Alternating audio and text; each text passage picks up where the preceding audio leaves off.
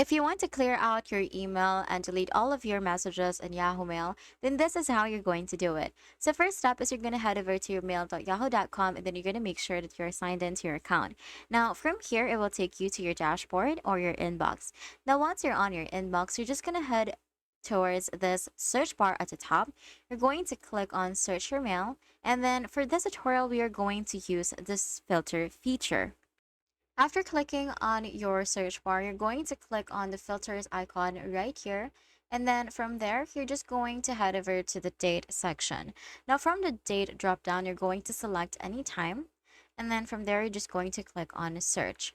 Now, once this has loaded, you're just going to click on this checkbox right here, and then you're going to click on this drop down.